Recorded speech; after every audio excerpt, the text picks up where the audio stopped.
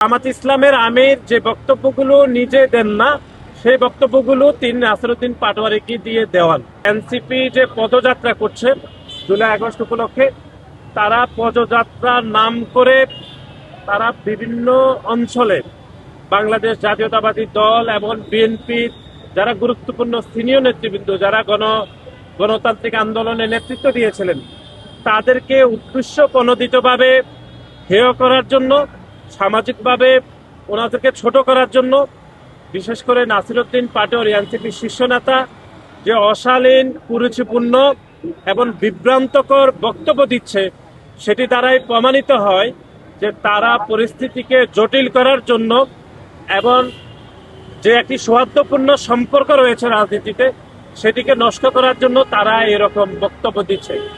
এবং এনসিপির নাসিরউদ্দিন পাটোয়ারির কোনো বক্তব্যের সাথে এখনো পর্যন্ত এনসিপির অন্য কোনো শীর্ষ নেতারা দ্বিমত প্রকাশ করেননি।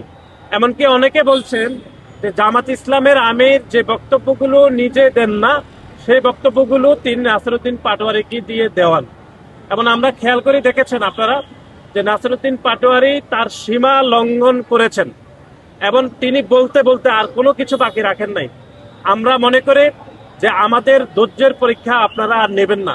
যদি বাংলাদেশ জাতীয়তাবাদী ছাত্র দল মনে করে যে আমাদের ধৈর্য শেষ হয়ে গেছে, তাহলে আমরা মনে করি পরিস্থিতি আরো জটিল হওয়ার সম্ভাবনা রয়েছে।